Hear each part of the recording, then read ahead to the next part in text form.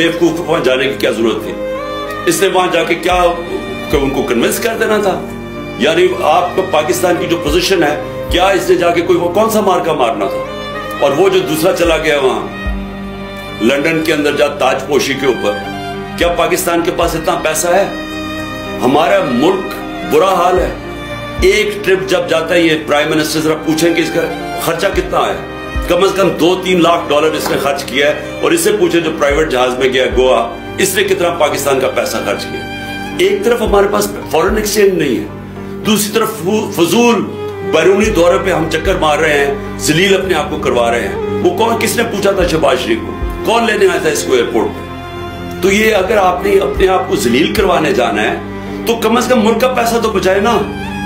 और इसलिए मैं कह रहा हूं कि इस वक्त आप, हमारे पास कोई दूसरा रास्ता नहीं है सिवाय इलेक्शंस के।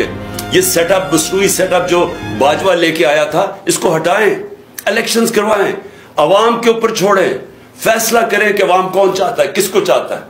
और जिसको भी अवाम चाहता है वो आए, 5 साल का मैंडेट लेके आए, उसके बाद मुल्क के अंदर इस्लाहत करें। वो इस्लाहत करे जो कभी यह हुकूमत नहीं कर सकती, और वही आके बजट दे, वही आके इस्लाहत करे, और वही पाकिस्तान को इस दलदल से निकाले जो कि निकल सकता है। मैंने 3.5 साल की जो मुझे तजर्बा हुआ, हमारा बैंकरप्ट था मुल्क, और 3.5 साल के बाद 17 साल में बेस्ट इकोनॉमिक परफॉर्मेंस थी। क्योंकि ठीक हो सकता है मुल्क, लेकिन उसके लिए एक बड़ा पब्लिक मैंडेट चाहिए ताकि मुल्क में इस्लाहत कर सके हम। और इंशाअल्लाह जब भी अल्लाह ने मौका दिया, हमने प्लान ऐसा बनाया हुआ है। और अभी भी आप देखते हैं कि ये जो नवाज शरीफ और इसकी बेटी, ये क्या कहते फिरते हैं कि नवाज शरीफ के ऊपर बड़ा गलत हो गया, केसेस खत्म करो। एक दफा नहीं बता रहा है कि जिसकी वजह से, पैनमा की वजह से ये जो फंसे थे, वो पैनमा इंटरनेशनल इंकशाफ हुआ था, जिसमें ये चीज सामने आई थी कि ये जो महंगे तरीन लंदन के अपार्टमेंट्स हैं, उसकी मालिका मरियम नवाज है। तो वो तो पैनमा के इंकशाफ में आए थे। फिर 2 साल इंक्वायरी चली, अदालत में चली, फिर GIT बनी। उसमें साबित हुआ कि इनके पास कोई तरीका नहीं था, कोई मनी ट्रेल नहीं थी कि ये 4 महंगी महंगी अपार्टमेंट्स खरीदी है। और फिर दुबई में नौकरी कर रहे हैं, प्राइम मिनिस्टर मुल्क का दुबई के अंदर नौकरी कर रहा है और तनख्वाह ले रहा है। मुल्क का प्राइम मिनिस्टर दुबई की कंपनी से तनख्वाह ले रहा है। ये सारी चीजें सामने आई, इसका कभी जवाब नहीं दिया। कहते वो ये हैं कि जुर्रत कैसे पड़ी हमारा, किसी ने हमें सजा दे दी। तो किसी की मिजाल के हम वो लोग थे, हम कोई खास लोग थे कि हमारे से पूछ लिया और हमें सजा दे दी। तो ये है मुल्क का मसला। हम कभी भी आगे नहीं बढ़ सकेंगे जब तक इस मुल्क में कानून की हुक्मरानी नहीं होगी, रूल ऑफ लॉ नहीं होगा। मैं मदीना की रियासत की इसलिए आप सबको बार बार मिसाल देता हूं कि जब वो गरीब तरीन हालात में थे, पहली चीज मेरे नबी सल्लल्लाहु अलैहि वसल्लम ने मदीना की रियासत में कानून की हुक्मरानी कायम की, अदल और इंसाफ कायम किया। उसकी बुनियाद पे खड़ा हुआ एक दुनिया का अजीम तरीन माशरा।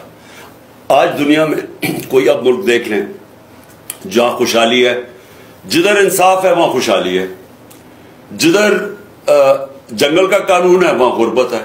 तो ये तो यानी जो भी दुनिया जानता है उसे पता है कि ये हालात हैं जब आपके मुल्क के अंदर माइट इज राइट होती है, यानी ताकत की हुक्मरानी होती है, जो पाकिस्तान में आज। इसलिए कल का दिन बहुत अहम था इस मुल्क की तारीख में। अपने मुल्क की आइन की हुक्मरानी, कानून की बालादस्ती, इसके लिए 4200 जगह पे लोग निकले। और सारों ने, फिर से मैं ये कहता हूं कि किसी शख्सियत के लिए नहीं निकले। अगर उन्होंने चीफ जस्टिस का नाम लिया तो चीफ जस्टिस का इसलिए नाम लिया क्योंकि वो आइन के साथ खड़े हैं। आइन कहता है 90 दिन में इलेक्शन होने चाहिए। सारे दुनिया के अंदर जजेस, पाकिस्तान के जजेस, वकील सब समझते हैं कि 90 दिन में इलेक्शन होने चाहिए। और ये जो अब गवर्नमेंट में बैठे हुए हैं, 60% कैबिनेट करप्शन केसेस के ऊपर बेल पे है, ये अब पूरी कोशिश करें इलेक्शन से भागने की। और ये आइन तोड़ने के लिए तैयार है, ये सुप्रीम कोर्ट के फैसले के खिलाफ जाने के लिए तैयार है, ये सुप्रीम कोर्ट को तकसीम करने के लिए तैयार है, सिर्फ इसलिए कि इनको इलेक्शन ना मिले। खुल के सुप्रीम कोर्ट को अटैक कर रहे हैं। इनके लोग कह रहे हैं कि जी अगर सुप्रीम कोर्ट ने फैसला किया मानेंगे नहीं, ये खुल के कह रहे हैं। तो मैं ये चाहता हूं कि पहले सिर्फ ये देख लें, उसके बाद मैं बाकी बात करता हूं कि जब इनको सुप्रीम कोर्ट का फैसला पसंद था तो इनके लोगों ने क्या सुप्रीम कोर्ट के मुतल्लिक क्या स्टेटमेंट्स दी। हमारे पास अल्लाह का करम है, सोशल मीडिया है, ये सारी चीजें अब आपको पता चल जाती है कि ये पहले क्या कहते थे, अब क्या कहते हैं। मुझे कहते थे कि अगर आपने इलेक्शन करवाना है तो अपनी हुकूमतें डिसॉल्व कर दें, हुकूमतें डिसॉल्व की तो सारे इलेक्शन से भाग गए। अब कहते हैं कि जी इमरान खान इंतशार फैला रहा है, आइन के मुताबिक चल रहे हैं इमरान खान, 90 दिन में इलेक्शन होने चाहिए। 2 हमारी हुकूमतें हमने डिसॉल्व की, आप सबने कहा, आइन भी कहता था, मुल्क का कानून कहता था कि 90 दिन में इलेक्शन हो। 90 दिन गुजर गए, इलेक्शन नहीं हो रहे। हमें कह रहे हैं अक्टूबर में इलेक्शन होंगे। किस तरह अक्टूबर में? इसका मतलब 70% पाकिस्तान डिसइनफ्रेंचाइज है, यानी उनके इलेक्टेड नुमाइंदे 70% पाकिस्तान नहीं होंगे। एक बददियानतदार इलेक्शन कमीशन ने शहबाज शरीफ की हुकूमत यहां कायम कर दी जिसकी कोई कानूनी और आईनी कोई जवाब नहीं है, और फजल रहमान की हुकूमत कायम कर दी है पख्तूनख्वा में। सो इसलिए मैं ये सुनना चाहता हूं, आपको सुनाना चाहता हूं कि क्या कहा इन्होंने जब इनको सुप्रीम कोर्ट का फैसला पसंद था।